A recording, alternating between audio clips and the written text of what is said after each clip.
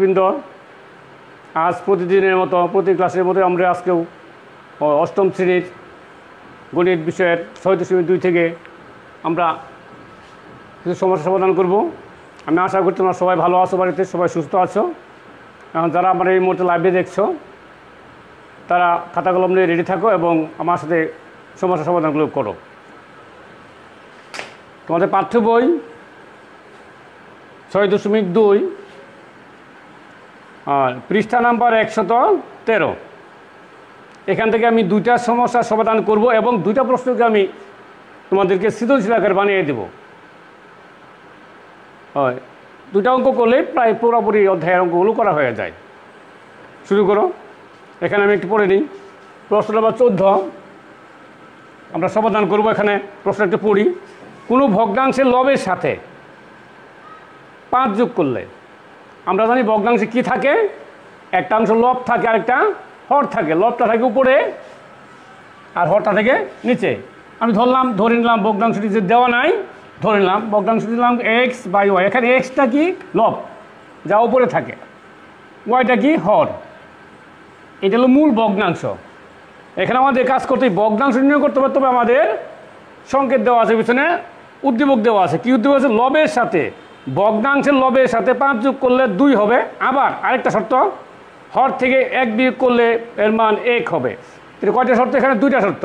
আমরা প্রথম 2টা শর্ত প্রয়োগ করি। তো প্রথম শর্তানুসারে অথবা প্রথম শর্ত অনুসারে বলছে ভগ্নাংশটির, তার মানে এই অংশের, ভগ্নাংশটি মানে এই x/y এর লবের সাথে, তো লব কোনটি শিক্ষার্থী তোমরা বলো? লব কোথায় থাকে? অবশ্যই কোথায় থাকে? উপরে থাকে। এই লবের সাথে কত যোগ করলে? 5 যোগ করলে, যোগ করলাম 5। যোগ করলে এর মান হয়, মান মানে সমান 2 আসে। দেখো কি করলাম, বুঝো কিনা? এই শর্ত দেখে বুঝতে পারো যে ভগ্নাংশের কার সাথে? লবের সাথে কি যোগ করলাম? 5। শর্ত তাই বলা আছে। তার মান কত হবে? 2। আমি এখান থেকে কাজ করে নেই আর গুণন করে নেই। এর নিচে মানে 1 আছে, এদিকে উপরে অংশ, এদিকে নিচের অংশ, আর গুণন। 1 দা গুণ করলে এক্স প্লাস 1 দা গুণ করলে কোনো সংখ্যার পরিবর্তন নেই। এদিকে উপরে অংশ, এদিকে নিচের অংশ। 2 × y 2y। আমি ইচ্ছা করলাম এখানে এক্সের মান বের করতে পারি। 2y + 5 বামে ছিল, সমীকরণের বামে ছিল। আমরা ডানে নিলে পক্ষান্তর করলে অবশ্য চিহ্নের পরিবর্তন হয়, সেই হিসাবে আমরা কী করলাম? প্লাসটার মাইনাস আকারে লিখলাম পক্ষান্তর করে। ঠিক আছে? এটা সমীকরণ পর্যন্ত কত? 1। এটি লক্ষ্য করো শিক্ষার্থীবৃন্দ, এই সমীকরণটা আমরা অনেকে একবারে গুল চিহ্ন দিয়ে দিই। গুল চিহ্ন না দেওয়া ভালো। এখানে ফার্স্ট ব্র্যাকেটের ভিতরে এই সমীকরণটা রাখবা। প্রথম সমীকরণ শেষ, প্রথম শর্ত শেষ। দ্বিতীয় শর্ত, আবার হর থেকে আবার ভগ্নাংশটি, দ্বিতীয় শর্ত যাই। দ্বিতীয় শর্তানুসার বা দ্বিতীয় প্রশ্ন মতে দ্বিতীয় শর্ত কি বলছে? তোমাদের বইয়ে দ্বিতীয় অংশ আছে, আবার হর থেকে 1 বিয়োগ করলে। তো আমরা আগে ভগ্নাংশটা লিখি নেই। কী ছিল? এই x/y। এই ভগ্নাংশের x ছিল লব, y হর। কি বলছে? হর থেকে কত? 1 বিয়োগ করলে। তাহলে হর থেকে 1 বিয়োগ করা মানে y থেকে, y তো হর, 1 বিয়োগ করলে তার মান কত হয়? তার মান মানে সমান 1 হয়, 1ই হয়, 1। আমাদের দ্বিতীয় শর্ত শেষ। এখন আমাদের কাজ করতে হবে। এখানে আবার লক্ষ্য করে আমরা কী করেছি? ভগ্নাংশ ছিল x/y। হরের সাথে 1 বিয়োগ করলে 1 বিয়োগ করলাম, তার মান কত? 1 হয়। তো এইখানে আমরা আর গুণন করে আগের মতো কী হবে? এদিকের উপর অংশ, এদিকে নিচের অংশ। x থেকে x ইকুয়াল 1 দিয়ে গুণ করলে পরিবর্তন নাই, y কি y -1। এটা সমীকরণ নম্বর দিলাম কত? 2। এদিকে লক্ষ্য করো, আমরা এখানে যদি আমরা সমাধান করতে, আমরা প্রথমে মূল প্রশ্নটাই করি, তারপর আমরা বানিয়ে আমরা 3টা অংশ করব। আমরা যদি এই এক্সের মানটা, এখানে এক্সের মান কী পেয়েছি আমরা? 2y - 5। আমরা যদি এক্সের জায়গায় এক্সের মানটা বসাই দিই, কত আসতেছে? 2y - 5 ইজ ইকুয়াল টু, এক্সের মান বসলো। এই যে এক্সের মান যা ছিল তাই বসাইলাম। ইকুয়াল y ছিল -1 ছিল। আমরা ডান দিকে লিখতে পারি কার মান বসিয়ে? এক্স 1 নং হতে এক্সের মান বসিয়ে। এরপর আমরা সমাধান করব। তো কি করা যায়? এর পরবর্তী অংশ, আমরা যদি ওয়াইয়ের মান বের করছে, ওয়াইগুলো একদিন নিয়ে যায়, 2y মাইনাস ওয়াই ইকুয়াল -1 ছিল ডানে, এখনও আছে, সমানে বামে -5 আছে। আমরা ইচ্ছা করলে কী করতে পারি, পক্ষান্তর করলে মাইনাস থেকে অবশ্যই প্লাস হবে। কি করলাম, পক্ষান্তর করে নিলাম। এখন তোমরা বলো 2y মাইনাস ওয়াই, কয়টা ওয়াই, একটা ওয়াই, বাদ দিলে কত থাকে, শুধু একটা ওয়াই থাকে, ইকুয়াল শুধু ইকুয়াল -1 প্লাস 5, মানে 5 থেকে 1 বাদ দিলে কত থাকে, অবশ্যই 4। বড় সংখ্যার আগে প্লাস চিহ্ন, অঙ্কের রেজাল্ট দেখো প্লাস দিতে হয় না। এক্স ওয়াই মান কত পেলাম, 4 পেলাম। এখন আমাদের এক্স মান বের করতে হবে, তারপরে পাওয়ার পরে এইটাকে বসিয়ে দিলে আমাদের সমাধান হয়ে যাবে। এখন আমরা সুবিধা মতো একটা সমীকরণ বসিয়ে দিই। সমীকরণ 1 নং এ ওয়াইয়ের মান বসিয়ে পাই। 1 নং কী ছিল, 1 নং দেখো খুঁজে বের করি, x is equal two 2y minus 5। আমরা এখানে কি বলেছি, ওয়াইয়ের মান, তাহলে ওয়াইটা থাকবে না, ওয়াইয়ের মান গুণাকারে ওয়াইয়ের মান কত আসবে, 4, মান বসাই দিলাম। এখানে লক্ষ্য করো, এক্স ইজ ইকুয়াল টু 4 দুগুণে 8, 8 বিয়োগ 5 কত হইল, 8 5 গুলো থাকে, তোমরা বলো, অবশ্যই 3। আমাদের প্রশ্ন ছিল, মূল বইয়ের প্রশ্ন ছিল ভগ্নাংশটি নির্ণয় করো। তো নির্ণয় ভগ্নাংশটি লিখলে আমরা লিখতে পারি এক্স বাই ওয়াই, তার মানে এক্স মানে 3, ওয়াই মানে 4। তাহলে নির্ণয় ভগ্নাংশটি,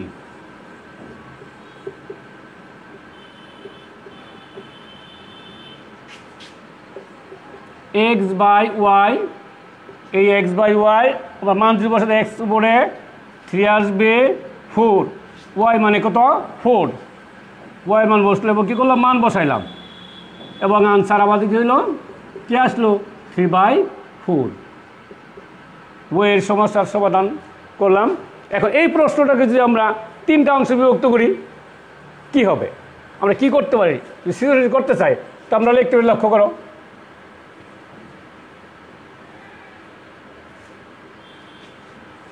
একে প্রশ্ন হইতে পারে, এটা তোমার বাড়ির কাজ থাকলো, এখন তোমার নিজে বাড়িতে করবা সাজিয়ে। প্রশ্নগুলো একে হইতে পারে, তথ্যগুলোকে সমীকরণ জোট আকারে প্রকাশ করো, তথ্যগুলোকে 2টি সমীকরণ আকারে প্রকাশ করো, অথবা সমীকরণের জোট আকারে প্রকাশ করো, সমীকরণের জোট আকারে প্রকাশ করো, বা সমীকরণ জোট আকারে প্রকাশ করো। 2টি সমীকরণ নির্ণয় করো। তো আমরা একটা করেছিলাম সমীকরণ 1, সমীকরণ 2, কোনটা শেষ। এই প্রশ্ন আমরা খ বানাইতে চাই, দেখো এইটাকে আমরা খ বানাবো, মূল অঙ্ক ঠিক থাকবে, মূল অঙ্ক থেকে আমরা 3টা খণ্ড করতে পারি।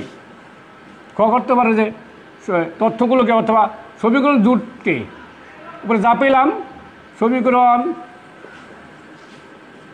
জোট থেকে প্রতিস্থাপন পদ্ধতিতে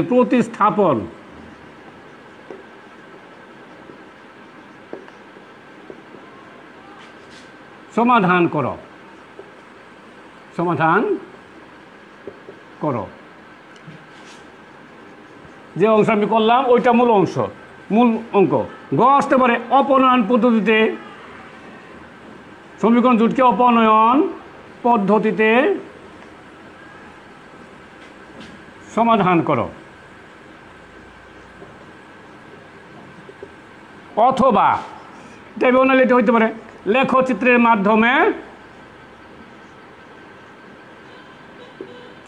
মাধ্যমে সমাধান করো এবং এক্স কমা ওয়াই অথবা ওয়াই কমা এক্স নির্ণয় করো। এক্স কমা ওয়াই অথবা ওয়াই কমা এক্স, এটা ওয়াই যদি আগে থাকে তোমরা আগের মানটা আগে লিখবা, ওয়াই এক্স পরে থাকলে এক্স পরে লিখবা। সুপ্রিয় শিক্ষার্থীবৃন্দু, এখন বুঝতে পারলাম যে প্রত্যেকটা অঙ্ক আমাদের যেহেতু আমাদের ডিজিটাল যুগ, সৃজনশীল যুগ, আমাদের অবশ্যই এগুলো 3টা অংশ আকারে করতে হবে। এরপরে আমরা আরেকটা অংশ করবো, আরেকটা অঙ্ক করবো, আমার সাথে তোমরা থাকো অবশ্যই।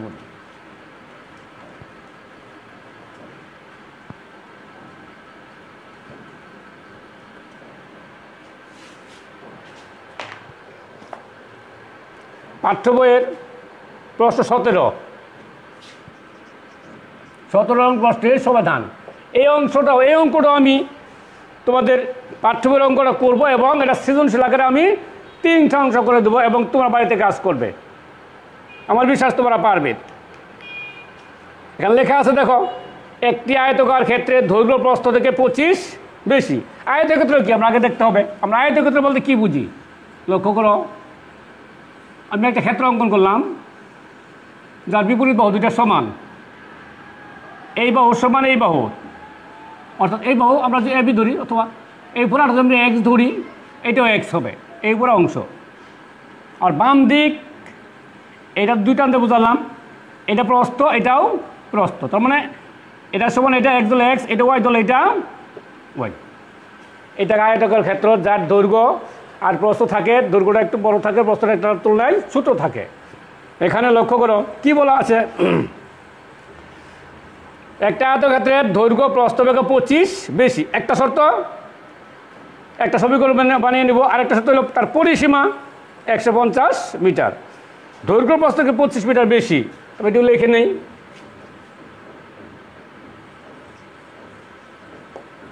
উদ্দীপক থেকে বা উদ্দীপক আয়তাকার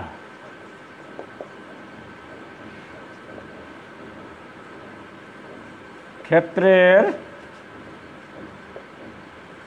দৈর্ঘ্য কমা প্রস্থ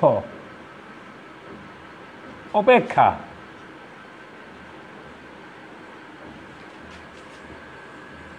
25 মিটার বেশি।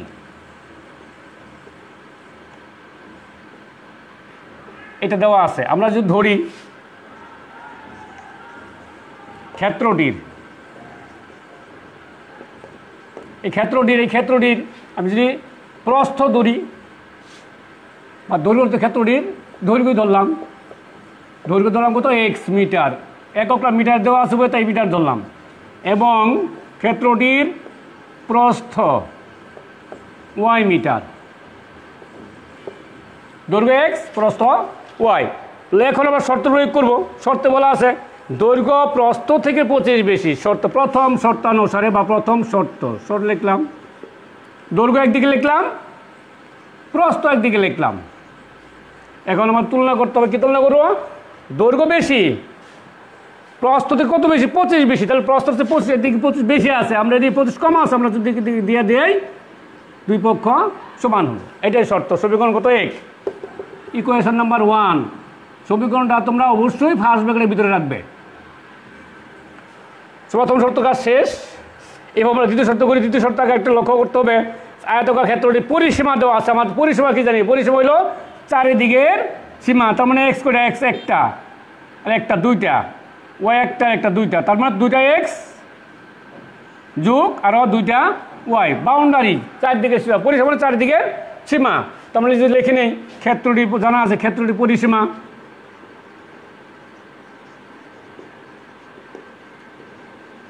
সূত্র আমরা জানি 2 গুণন দৈর্ঘ্য যোগ প্রস্থ, দৈর্ঘ্য যোগ আরো কি প্রস্থ। মান যদি বসায় দেয় 2 গুণন, গুণ না দিলেও গুণ বোঝাচ্ছে, দৈর্ঘ্য কত এক্স, প্রস্থ কত ওয়াই, এত মিটার, একক বসাই দিলাম। কিন্তু বইয়ে বলা আছে, লক্ষ্য করো তোমাদের বই কি বলা আছে, কিন্তু পরিসীমা, ক্ষেত্রটির পরিসীমা কি বলা আছে, পরিসীমা 150 মিটার, 150 মিটার। আমরা যদি দ্বিতীয় শর্ত লিখতে চাই,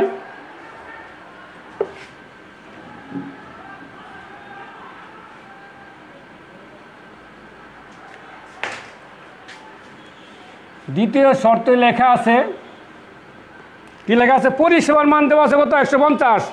আমাদের পরিসীমা পেয়েছি, কাজ করে 2 × x + y ইকুয়ালের মান দেওয়া আছে, বইয়ে করতে দেওয়া আছে উদ্দীপক 150। দ্বিতীয় সমীকরণ পেয়ে গেলাম। একটু কাজ করে এগিয়ে নেই, 2 দেওয়া 2 গুণাকার আছে, ভাগাকার করে দেয়, x + y = 150। 2 গুণাকারে আছে, ডান দিকে অবশ্যই ভাগাকার, x + y = 150 শুদ্ধ ভাগ করলে অবশ্য 75, 75 হয় ভাগ করলে। আমরা কি করলাম, 150কে 2 দ্বারা ভাগ করলাম, কাটাকাটির প্রয়োজন নাই। এখন ইচ্ছা করলে আমরা ওই যদি সমাধান করতে চাই, সমাধানই করতে হবে। কি বলা আছে, আমরা প্রথমে মূল অঙ্কটা করি বইয়ের। দৈর্ঘ্য এবং প্রস্থ নির্ণয় করতে, তার মানে এক্স এবং কি অবশ্যই ওয়াইয়ের মান বের করতে হবে। আমি এখানে এক্স এর মান আছে আমরা জানি ওয়াই প্লাস 25, এক্স এর মান আছে, তাহলে এক্স এর মান বসে দিতে পারি। এটা আমরা লিখে নিই, এটা সমীকরণ নম্বর কত 2, পরবর্তী সময় কাজে লাগবে। এক্স এর মান ওয়াই প্লাস 25, এটা শুধু এক্স এর মানে এইটুকু লিখলাম, ঠিক আছে। এরপর প্লাস এ প্লাস আর ওয়াই ইজ ওয়াই, ঠিক আছে, ইজ ইকুয়াল টু 75। আমরা কি করলাম শিক্ষার্থীবৃন্দ, অবশ্যই এক্স এর মান বসালাম, এক্স এর মান বসিয়ে নিলাম। এখন আমাদের কাজ হলো সমাধান করা। ওয়াই প্লাস ওয়াই, একটা ওয়াই যুগ একটা, মোট করে হলো অবশ্যই দুইটা ওয়াই, ইকুয়াল 75 প্লাস 25 সমানের বামে, সমীকরণের বামে থাকলে যে ডানে যায় পক্ষ পরিবর্তন করে চিহ্নের পরিবর্তন, তোমরাই বলো। প্লাস 25 অবশ্যই কী হবে মাইনাস 25, এবং পক্ষান্তর করে লিখে নাও 2y ইকুয়াল টু কত 75 বিয়োগ 25, অবশ্যই কত 50, y ইকুয়াল 50 বাই কত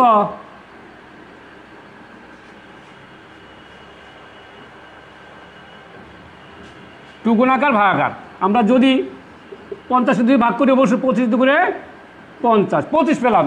কি পেলাম, অবশ্যই প্রস্থ ওয়াই ধরেছিলাম, তার মানে কত পেলাম 25 পেলাম। অতএব ক্ষেত্রটির প্রস্থ পেলাম কত 25 মিটার। ঠিক আছে, আমরা প্রস্থ পেলাম। দৈর্ঘ্য বের করতে হলে আমাদের দুইটা সমীকরণ আছে, তোমাদের যে সমীকরণের মান বসালে সুবিধা হবে, একে বসাতে পারো, দুইও বসাতে পারো। একে বসিয়ে নেই, সুবিধা বেশি হবে। দেখো 1 নংয়ে বা 1 নং সমীকরণে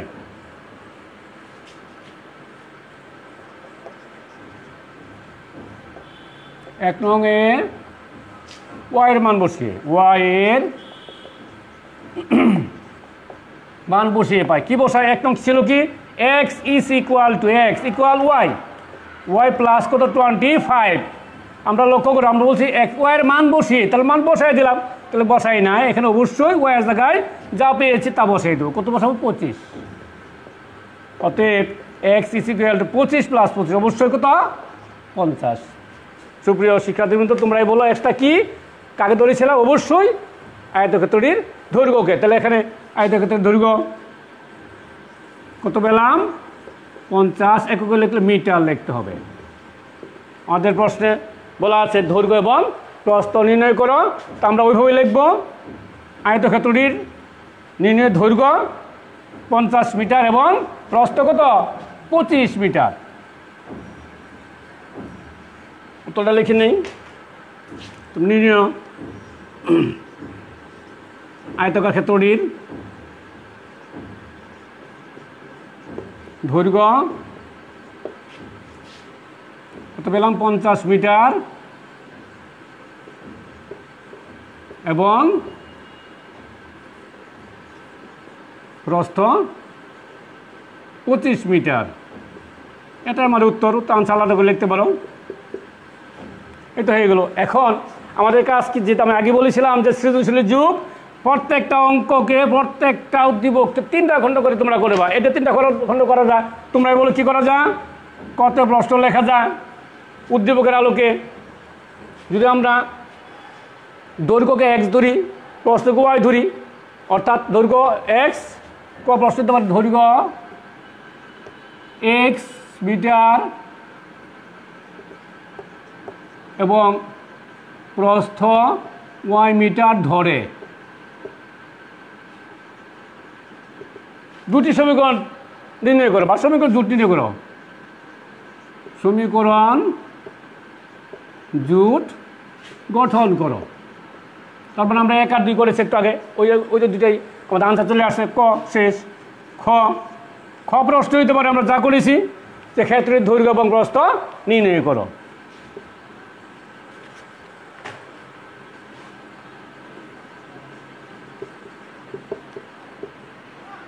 দৈর্ঘ্য এবং কি প্রস্থ নির্ণয় করো। গ আসতে পারে সমীকরণ জোট আমরা যদি লিখি, আমরা উপরে লিখে নিয়েছি বা আমরা আগে করেছি। সমীকরণ জোট কে অপনয়ন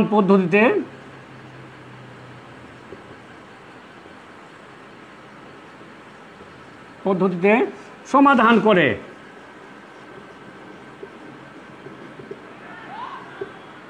x, y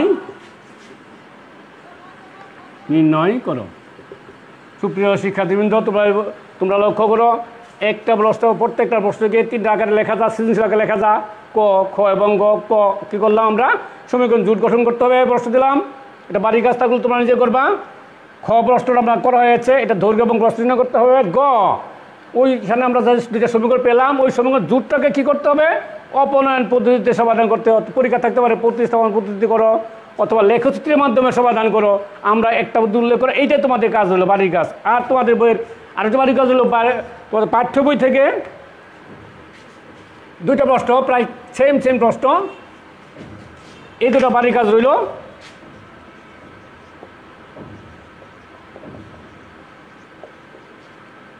পাঠ্য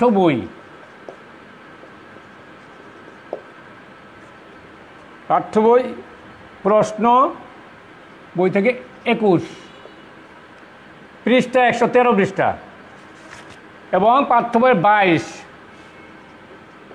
2টা প্রশ্ন এর কাছাকাছি, এবং এই 2টা অঙ্ক করলেই তোমাদের বাকি অঙ্কগুলো মোটামুটি হয়ে যাবে।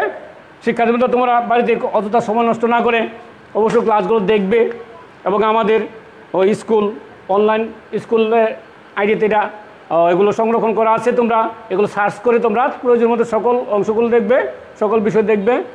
তোমরা, আমার বিশ্বাস, এগুলো দেখলে অনেক উপকৃত হবে।